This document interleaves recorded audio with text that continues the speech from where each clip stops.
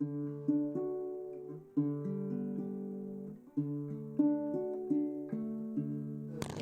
we go. He says, that's my line, I thought. Welcome to the Sports Wrap, George Ringer. And, it's officially past the middle of October. It is. And baseball is kind of winding down. Football is still heating up. Baseball is really good right now, and it's really fun to watch. I mean, here you got San Diego and Philadelphia, both wild card teams. And you got these other teams that got over 100 wins. They're gonzo. I mean, the Yankees snuck by Cleveland, another kind of, certainly not a super-studded team, and so they're going to go down, and I think maybe the only really super team left might be Houston, but I'm not so sure about this Philadelphia team. My Lord, they keep on beating everybody up. They keep beating everybody up. It's interesting. We were definitely wrong last week when we said that we'd have Atlanta and LA. They both actually lost in 4 games, which is pretty surprising. And Cleveland takes the Yankees to 5, and again, it's the New York Yankees in Houston, and so you might as well make your picks here as long as we're in this vicinity. Well, it happened a couple of years ago when St. Louis snuck in through the wild card, and you just say, geez, that's pretty good. Now you got 2 teams sneaking in through the wild card. I still probably have to go with Houston, but I see Houston and Philadelphia going, and Philadelphia is not just going to fold up. They're going to go. I mean, this is going to be a 6 or 7 gamer. Yeah, I'll take San Diego instead of Philadelphia. I know Philly won game 1, but 7-game series, long way to go. It is. And San Diego is a fun baseball team. They in the crowd, I mean, they're just incredible. I can see. Well, we don't know what Philadelphia's crowd is going to be like because they really haven't got a chance hardly to play at home, but because they played the first 3 games on the road with the first round, and then they had the first 2 on the road against Atlanta. They did get 2 games at home, and now back to San Diego. I think the Phillies are just kind of catching their breath. We're there. I mean, this is kind of stunning, and San Diego as well. Well, obviously, like I said, I think we knew San Diego was going to make the playoffs. It was just a matter of there was no chance that they were going to win the West Division. Couldn't beat the Dodgers. But yeah, I'm sure the LA Dodgers are sitting at home for the 2nd consecutive year going, well, we won 100-plus games again, 106 I think it was last year, and 111 or however it worked out. And a lot of baseball games. And here we are. We're not even going to get a chance to play in the World Series. So it's interesting to watch. It's baseball. It is. Aaron Judge hit a home run yesterday. Giancarlo Stanton hit a home run. So as New York took care of Cleveland. And I'll say that, I think it's Houston and San Diego, and then Houston's going to win it all, unfortunately. Yeah, I think so, too. And, when you watch, at this time of year, these pitchers are really kind of amazing. Yeah, one guy last night throwing 101 miles an hour, and he says, well, it's a cutter, and the other one says, no, his fastball kind of dips like that. And I thought, what chance do you have of this sliding thing at 101 miles an hour hitting? You don't hit that. You really don't. You're guessing. You're really guessing. You're hoping that you make contact and put it someplace. You can't be too far behind. You can't be too far in front. And then all of a sudden they'll come up and hit you with a 75-mile-an-hour changeup. I mean. Well, I thought you were going to say they'd put one right in your ear. Well, they would do that too. They got. I saw another one last night. It took her right in the ribs, and I know that's going to be sore. And it was a 100-mile-an-hour pitch. It'll be sore today. It'll be sore tomorrow. It'll be sore probably until next. On the other hand, I think he's one of the leaders in getting hit by pitch balls. So it doesn't make it any easier, right? I wouldn't think so. So there we got baseball put to bed. Again, just totally shocked with the NL.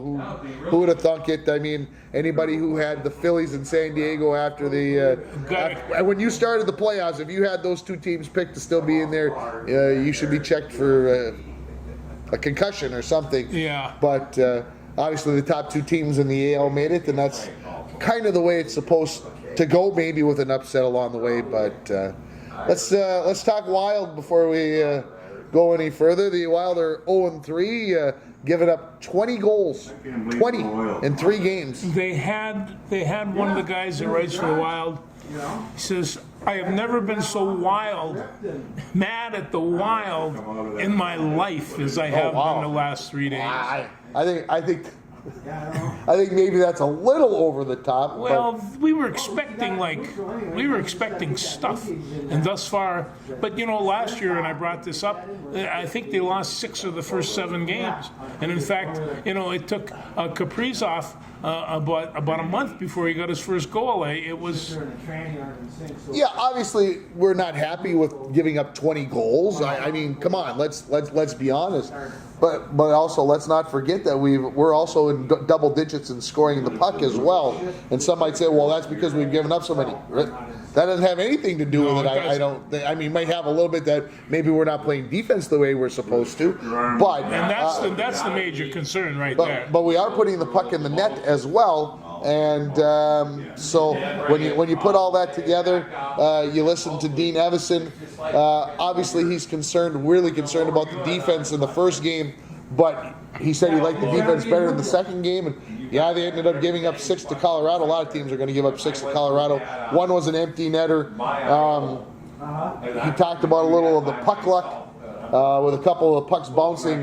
Maybe the way that the puck's going to bounce, but you hope that it doesn't bounce that badly against you. The Wild had a little bit of that, and maybe things will change. They get Vancouver Thursday night, and that's the final game of the home series to start the season.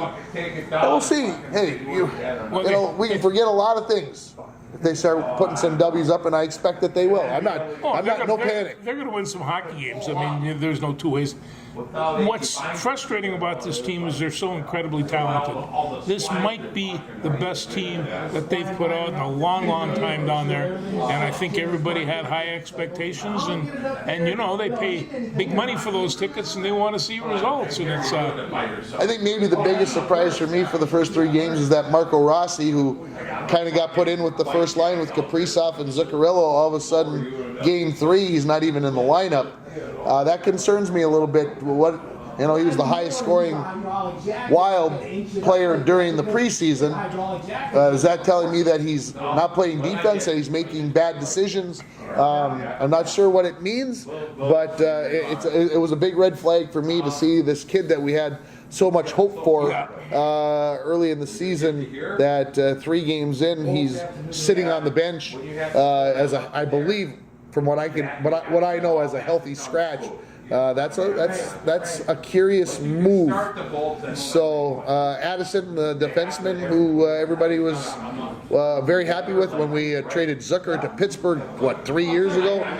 He finally came in. He's been scoring. I can't say how his defense is, but he's got some points, and I think that's kind of what they were looking for from that part of it. But again, the defense, like I said, 20 goals in 3 games. Not going to win too many games that way.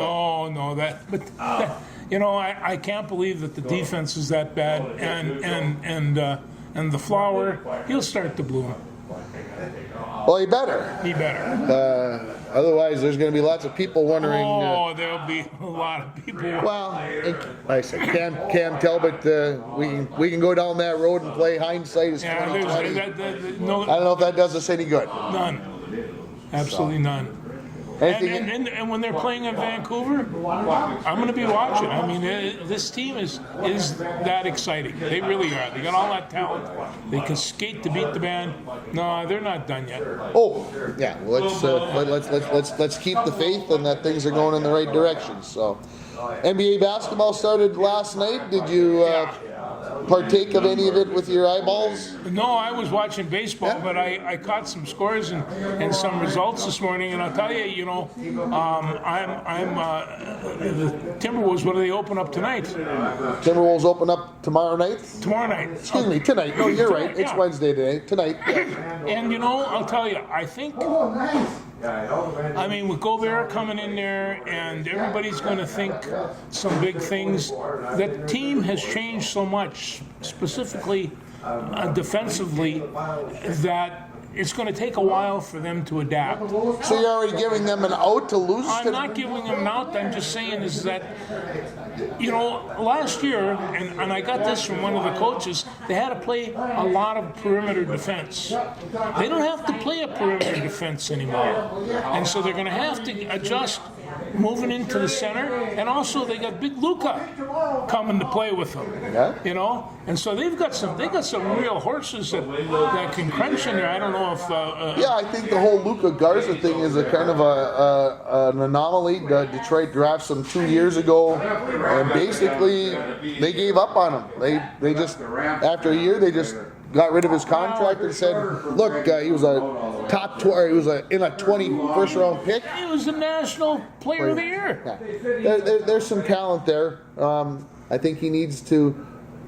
I think he had to re-examine, change his game, find out what he is. I hope he makes a big impact on the Wolves. I know everybody wants to see Rudy Gobert do big things. You got to remember, folks, he is not going to be a scoring machine. That is not what Rudy Gobert. If we could get 10 or 11 points out of him a game, and what he's going to do is just fill a hole that we have on defense. And boy, I'll tell you, it was a big one. The fourth quarter last year, we wanted to pull the bag over our heads as soon as it came out because you knew it was going to come, and it did, invariably. Yeah. I don't think that's going to happen this year. Yeah, I'm hoping that that is the case as well. The Oklahoma City got the number 2 overall pick for a reason because they weren't very good last year. It would be a horrible spot to see the Wolves lose tonight, especially at home against a team that was that bad last year that doesn't have their number 2 overall pick in Chet Holmgren, who's out for the season with the leg fracture. So I would be upset. I would be upset that if the I don't Wolves. think that's going to happen. On top of that, the Wolves still have. One of the things that they had last year was a solid bench, and I'm not so sure. I mean, that's what we have to still evaluate, but I think they still have a pretty good bench. Well, yeah, I know. We were concerned when Gobert trade. I mean, we traded away 4 or 5 players and a whole bunch of draft picks.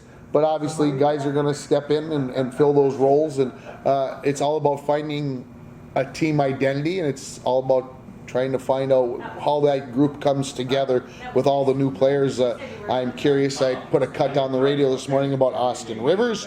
It'll be interesting to see how he plays in. Kind of brings you a little veteran leadership, how he plays into the mix with this team. As we mentioned, Luka Garza, and you find out where, how does this whole mix with Big Cat not having to play down low, which he never did anyway, hardly, with Gobert. And like I said, Big Rudy, we'll see how many minutes he plays per game. I'm not going to guess that it's going to be, I'd be shocked if it was in any more than the low 30s out of 48. That's just my opinion. Yeah. So I think we're still going to see that old Timberwolves team that is going to. They're going to shoot a ton of threes, folks. Let's be honest. They're still going to do that, even with Rudy in the game. Hopefully, it just gives us a chance to get some offensive rebounds as well. Yeah. Even though we're expecting him to be a stud on the defensive end of the floor, and we'll go from there. Oh, I think this is going to be a very exciting team. And right now, they have them in the Western Division rated 5th. Okay. Behind Golden State. Yeah. Memphis. Yeah. Well, Phoenix. Memphis is 4th. Yeah. And people are wondering about Phoenix. They got beat up pretty good last there at the season, and they're wondering if Phoenix hasn't made the generational change here. And so there's all these teams have veterans, and so do the Timberwolves. But the Timberwolves have a lot of kids. I mean, Austin Rivers is probably one of the oldest guys. He's just not that well. He's about the same age as Gobert. So, well, this is the thing. I think this is Cat's 8th season. He's no spring chicken anymore either. Although he started playing in the NBA when he was 19 or 20 years old. So, yeah. I have to say I watched the ring ceremony last night for Golden State. I was flipping through the channels and I got caught up in it. And it was interesting that the NBA commissioner was there. I guess I'm still sitting there. Adam Silvers was there giving handshakes and hugs, and I'm kind of like, is this normal? Is this normal that the commissioner shows up? I know it was opening night. He probably needed to be somewhere, but Why wasn't he in Boston? Why wasn't he watching Philly in Boston? Anyway, it seemed odd to me. But Golden State took care of the Lakers. Boston beat Philly. And things went pretty typical, I would say, for the first night in the NBA. So now we've got NHL hockey underway. Now we've got NBA hockey underway. You know what's coming next?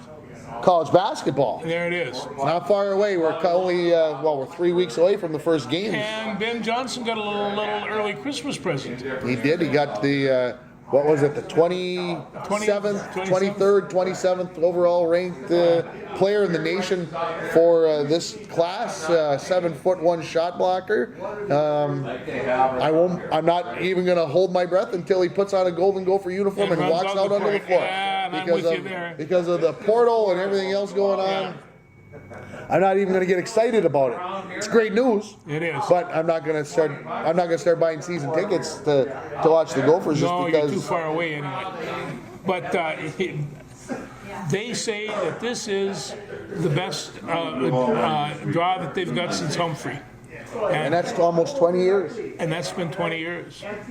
So it's hard to get those top shelf recruits, and if they got one, As Paul said to me, how do you account for the fact that he had it down to TCU and Minnesota? Yeah, He's a top 30 player in the nation in high school, Texas and he's picking between TCU and Minnesota. I thought about Money. that. He got offered a lot of cash, is what I'm figuring. A good NIL agreement. NILs. That's where I want to go, is Minnesota. I don't know. I'm just saying, folks. That's how I see it. But Gopher basketball, all that will be getting started here early November. It's not too far away. It's not far at all. Did you watch any of the Loons the other night on Monday night? No, I didn't catch the Loons either. I sat up and waited for the baseball game to start. Boy, was that a kick in the balls is where it was, literally for soccer. Yeah, anyway. Well, yeah, it's a kick. That's you got where I was. Anomaly. You know, the scary part was the Loons led 1-0. They scored in the 53rd minute, and then it was almost like Dallas decided it was over. Minnesota couldn't possess the ball. They couldn't get a look. Their young goaltender started making questionable decisions on some saves, created a corner kick that allowed the game to be tied, and then they survived. I don't know how they did. Survived the end of regulation, and then just one bad decision on a penalty kick, you lose 5-4 on penalty kicks. You get 5 penalty kicks and they lose 5-4. So a tough way to end the season for the Loons. I had big hopes, but they didn't play well down the stretch, and we'll start again in February. We'll see what happens. They started poorly, and then they got their grip a little bit, and then they played very well for a while. They did. And then it kind of petered down from that. But that's okay. We've got FIFA coming. We do. We got the FIFA World Cup coming up here, starting November 20th and running till Christmas. Oh, jeez. So we got to try to work through that, along with the end of the college football season with the pro. Oh yeah. Good luck on that one. Well, we're going to have to try to find some sleep somewhere. But that's the sports world, baby. That's how it works. It's the sports world. So let's see. We put hockey to bed. We put basketball to bed. We got soccer to bed. We put baseball to bed.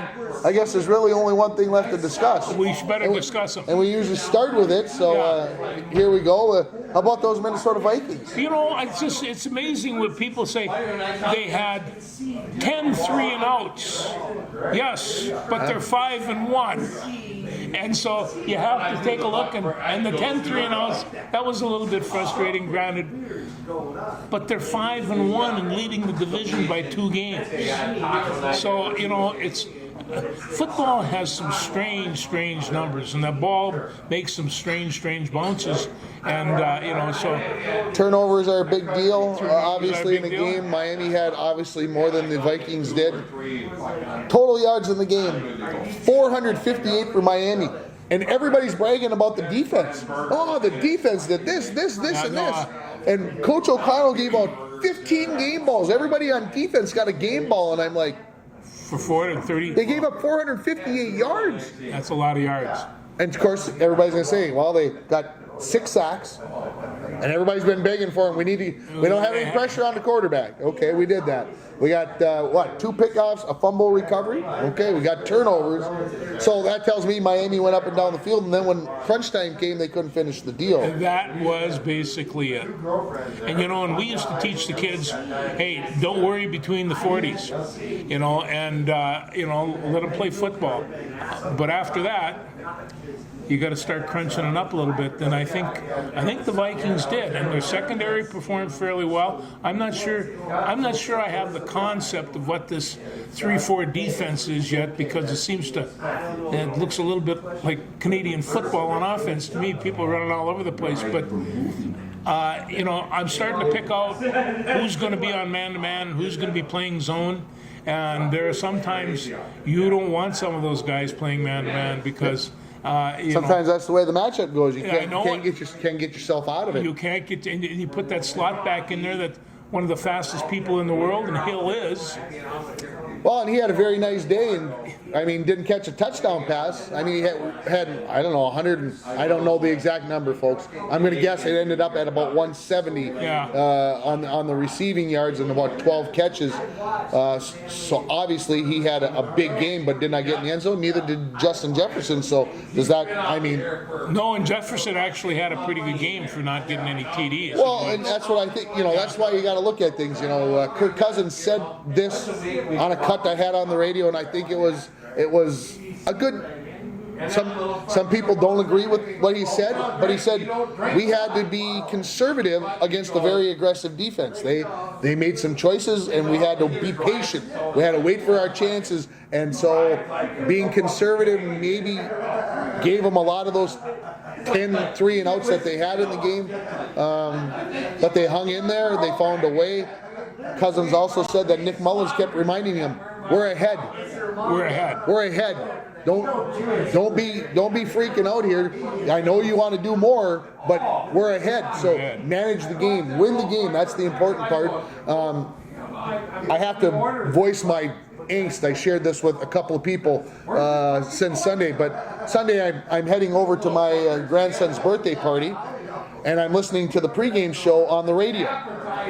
And the guy says, "All right, what's wrong with the Vikings offense? They haven't scored 30 points yet this season." And I'm like, where did all of a sudden we come up with this thing that in order to be a good offense, you've got to be scoring 30 points a game? No, I'd like to see 3 touchdowns and 24 points. If I get that, your defense should win the game for you. Okay, well let's talk about the Kansas City Chiefs. They scored 30 points 2 weeks ago or whenever it was, and had to come back to win when Kelsey gets 4 touchdowns on 25 yards receiving, and they just get the 30 points. Well, was anybody complaining about Kansas City's offense that it was poor when they were down 17-0? Well, they got to 30 points. Well, okay. The Vikings have been close to 30 points. It's a field goal difference or whatever. I'm just like, why do we just have to find something to complain about? Nothing's perfect. And that seems to be the part of it, isn't it? They've got to find something to complain about. It's the Vikings. We got to complain about something. They can't. They're 5-1. Well, they aren't that good. Well, they did this. Well, they did that. Well, this streak, the time that Cousins had 17 in a row, and everybody, I was just thinking, now what are the Cousin critiquers going to say about this? Well, they're all short passes. Yeah, there's just always something. So there's just a lot of them that you're not going to make happy. So that's but true. the Vikings, like I said, they persevered. They won. They got this week off. That's going to help a lot. They get Arizona and Washington the next 2 weeks.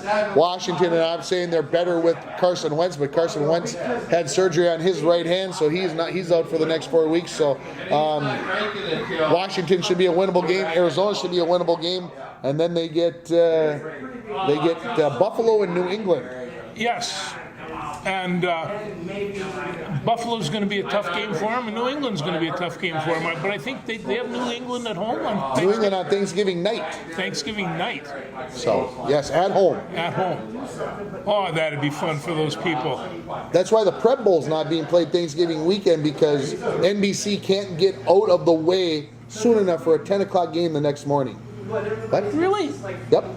They told the Minnesota State High School League they could not be out of the dome, out of the U.S. Bank Stadium until at least noon of the next day. Get all their cameras and get everything cleaned out. Well, of course, KSTP has to come in and they said and put their stuff in. So they just moved the Prep Bowl to the next weekend. Yeah. Okay. Okay. We'll deal with it. It's upsetting to some wrestling and basketball coaches. It is, but it's not the end of the world either. No, it's not. So, what else did we see in pro football last week? Anything of? Yeah, I watched San Diego beat up Denver, and Herbert's a pretty good quarterback. Yeah, but they had to come from behind to win, so he can't be that good, George. Come on. What do you mean? To come from behind to win? He can't. He's not. Why would he be way? If he was such a good quarterback, he wouldn't be that far behind Kirk Cousins. The key word is win, isn't it? That's what they tell me. Just win, baby. Just win, baby. Come on, Al Davis. Rise up from the ashes. Tell us. Just win, baby. Yeah, but Buffalo. It was a good football game. Buffalo beats Kansas City. I think that was probably the game of the week. And Kansas City only scored 20.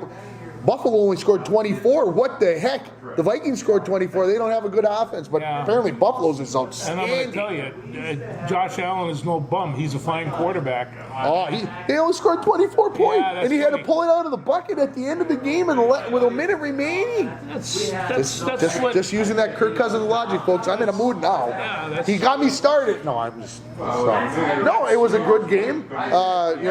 Philadelphia up 20-3 on Dallas at halftime. Who the heck would have thought that Dallas would give up 20 first half points? But maybe Philadelphia is for real. I laughed. I guffawed when some of the people said that Philly was the best team in the NFC East.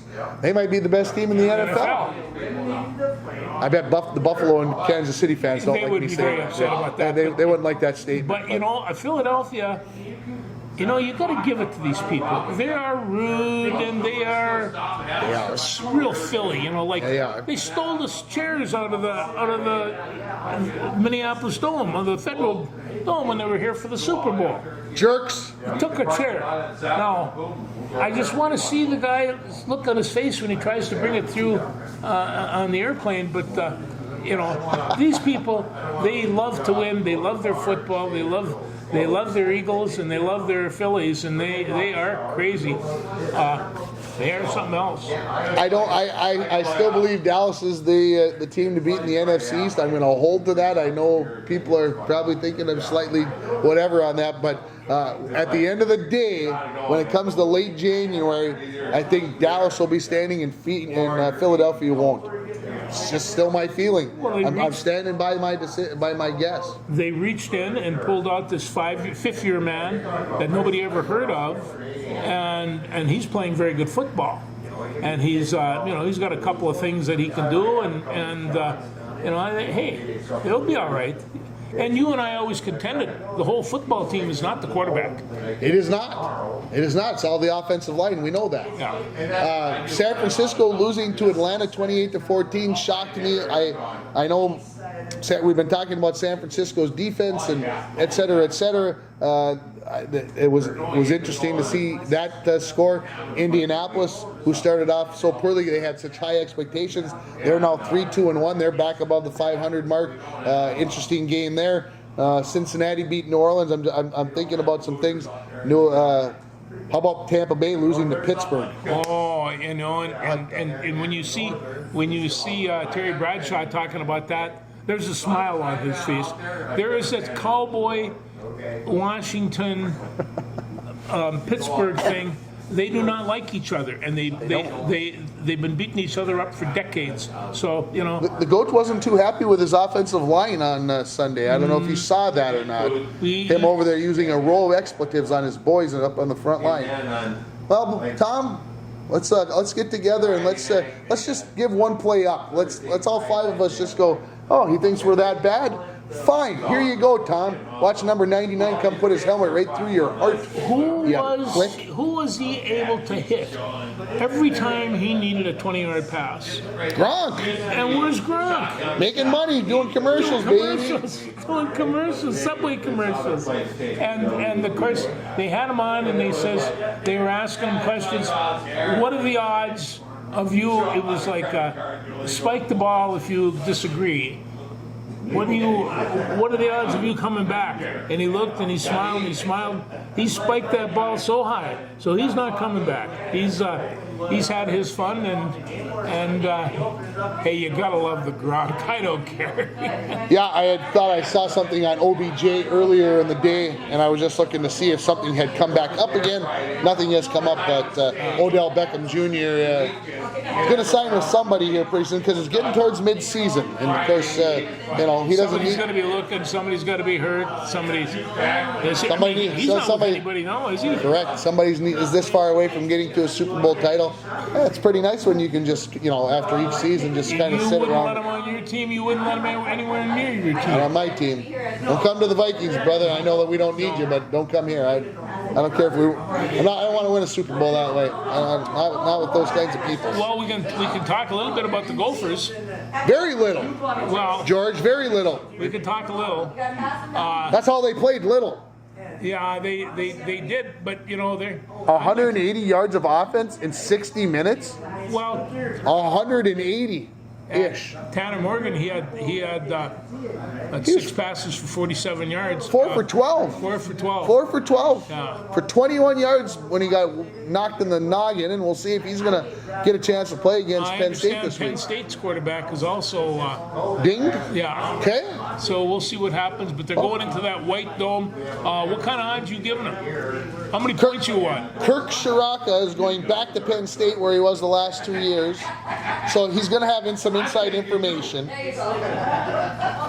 How do you like that for leading you astray? Going, Ringer's going to say he's got a chance. No, no chance this week. They get beat. They get beat big. I'm saying by 20 points. Last week I said they would win by more than a touchdown. If I'd have known the offense was going to come out and lay an egg again, because folks, let's be honest. I know the first 3 teams they beat weren't great teams. I'm not saying that. But when they went to Michigan State and did what they did in Michigan State, I was like, I'm a believer. I'm drinking the Kool-Aid proverbially. I'm doing what I need to do. What they've done in the last 2 games is after that is embarrassing. Something's changed. I'm not exactly sure what those 2 teams figured out in Purdue and Illinois, but you know that Penn State's probably got it figured out. Penn State's ticked off, from saying it nicely, after they got whooped up by Michigan at the Big House last week. They want to come back out and show something this week. Gophers are in trouble. This is a 6:30 game on ABC. ABC a couple weeks ago must have said, look, the Gophers are hot. We want them in Penn State in the evening. Oh, this is going to be great. Oh, boy, they're going to have a stinker on Saturday. There's a couple of other games, though, going on, and Ohio State's playing Iowa. Okay. George, that is a 30-point ball game. 42-14. Minimum. Okay. Poor Fox had to pick a game for at 11. The Big Ten's got so many bad games that they had to pick that one to put on at 11 o'clock. I feel for you, Fox. I do. Go ahead. And then we got Wisconsin and Purdue. Oh, my gosh.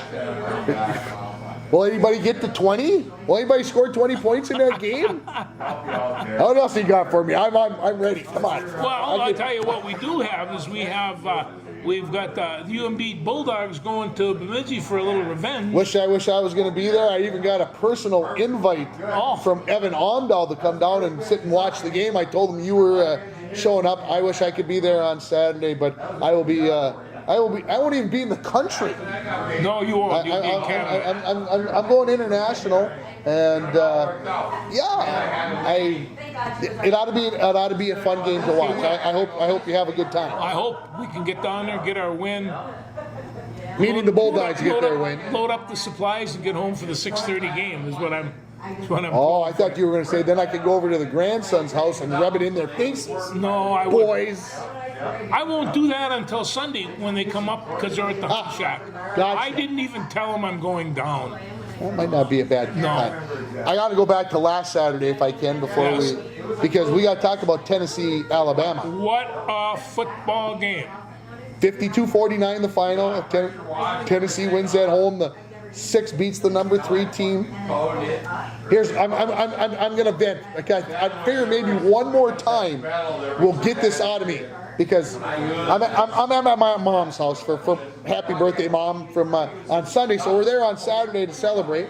And so after we got done eating supper, we sat down and we're watching the end of the Alabama-Tennessee game, and we needed to be out of the house by 6:30 so I can get back and do the Blues Hour. And so it's coming to the end of the game, and it's getting closer and closer to 6:30, and I'm like, what am I going to do? I got to watch. Well, Alabama, they missed the field goal, right, with 22 seconds left. I'm like, let's go. Get in the car. We got to get going. We're going to be late. I got to get back and do the Blues Hour. Thinking, I'll get in the car and I'll get to listen to overtime. Silly Tim. No overtime. Silly. No overtime. Tennessee, bing, bing, kick, boom, and it was ugly. That kick. It was not. It was a knuckler. It was not aerodynamic. But it went through. It did. And it was the winner, 52-49, and wow. One of the announcers said, "Oh my God, here they come!" And the people came out of the stands. They were fined like $100,000. University of Tennessee was fined $100,000. And they threw the pipes in the Tennessee River. But they hadn't beaten Alabama in a while, and I understand the enthusiasm. I am sure the Tennessee boosters were more than happy to come up with $100,000 to pay the SEC. Nobody complained. Not one complaint, I'm sure. Not one complaint. No, I don't think so. So that dropped Alabama all the way to 6 in the poll. And when was the last time they were there? What? Wow. I So was young when they were that low. it's kind of scary. It's been a while, and but they will rebound. They'll find their way through. Yeah. They always do, and they'll find their way into the SEC championship game. And then, of course, What I liked about it, Tennessee went through a drought for a number of years, and they were not a good football team. They were not a good football team, and they have they seems to have corrected the course on that ship of theirs, because they were a very good football team, and to go in and play in that stadium, and you know what their mascot is? A blue tick hound dog. We like hound dogs in our house, so I know you do. The hound dog was just cool. It was. So number 5, Michigan beats number 10, Penn State. That was the couple of the top 10 games from last week. So they beat them up pretty good too. It was a good game. Everybody had their opportunities more than once in that game to win it, and we're setting up a pretty good stage for that Michigan-Ohio State game.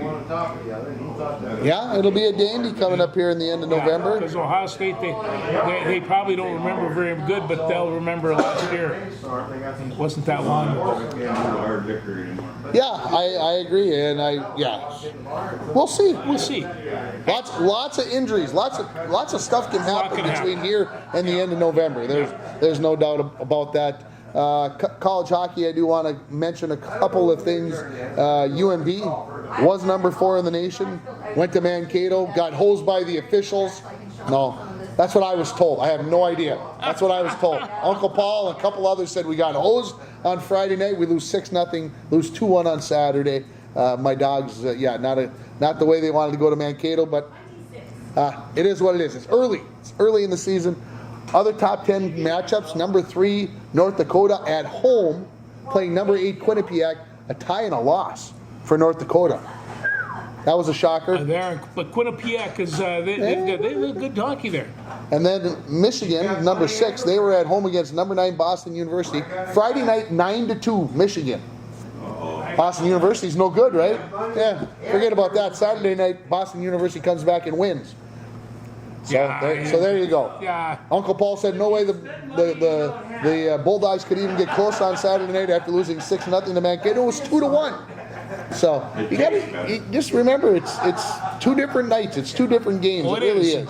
And I hate to say this, but hockey's kind of on a slippery slope, and so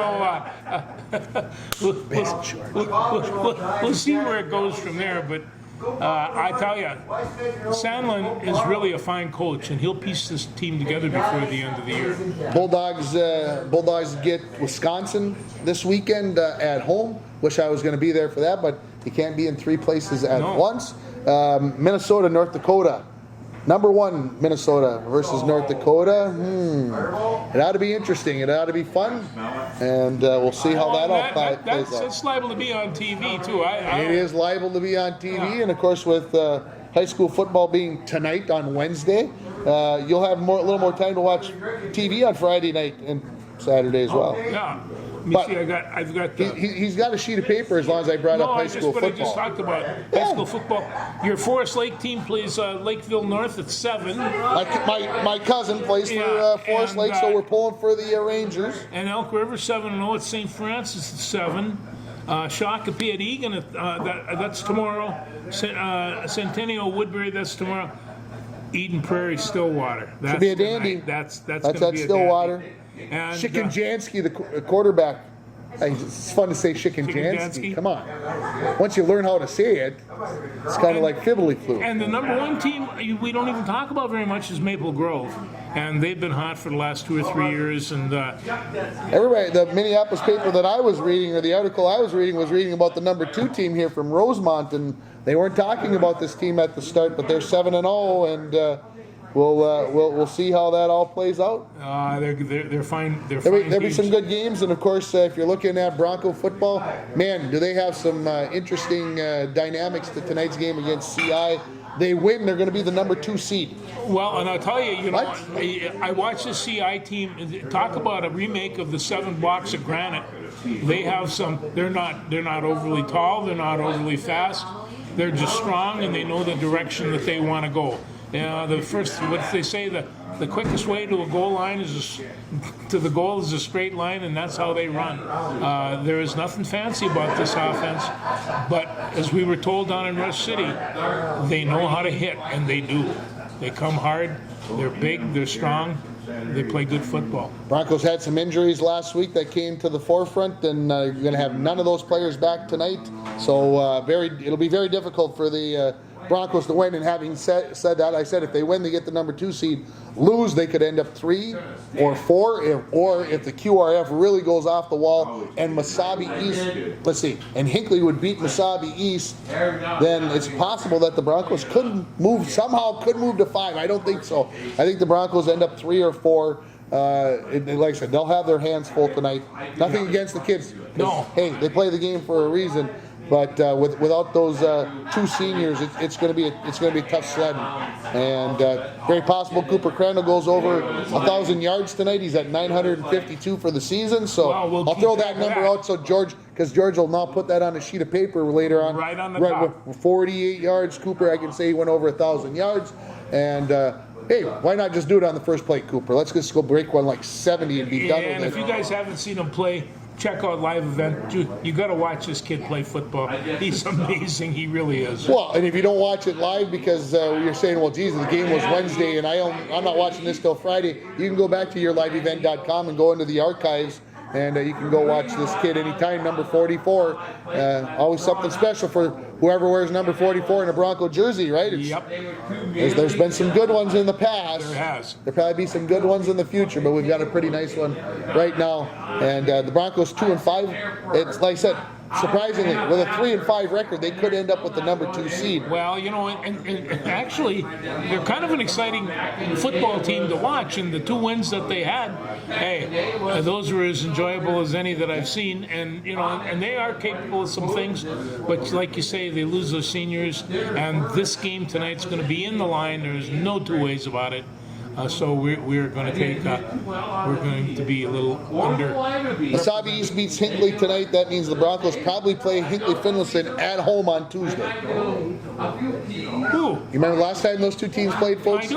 49-48. Down to the last second. Down to the wall with no time left, right? No time left in that one. So it could be an interesting game next Tuesday. We won't talk to you before then, so we'll probably be talking about that next week when we come back. Anything else that we need to discuss? I I think I've got it pretty much covered here. Go Gophers, go Bulldogs. I just have to throw it out. I haven't even told George this. You know you're doing the show tomorrow morning with Dwayne by yourself, right? I figured it's something going to like be that. you because I'm going to be on my way to Toronto. Yeah, guess what I'm doing tomorrow night in Toronto? You're going to a hockey game. I'm going to a hockey game. I got surprised with birthday tickets. So I'm going to watch Toronto and Dallas tomorrow night. Have you ever watched a hockey game in Toronto? Never been to Toronto. Oh, Never been there. I'm going to tell you, it's a cosmopolitan city. You'd think you're in Europe. It's really fantastic town. Well, the stadium apparently is right down by the lake, and so is the Hockey Hall of Fame. So my wife says maybe you might want to venture over there, and I'm like, well, I don't know how much Hockey Hall of Faming she wants to do, but I'm sure we can go find a nice restaurant in downtown Toronto. They're waiting for their Yankee cousins to go up there and spend some dough. Spend some cash. Why not? George, we'll talk to you next week. Thanks, everybody.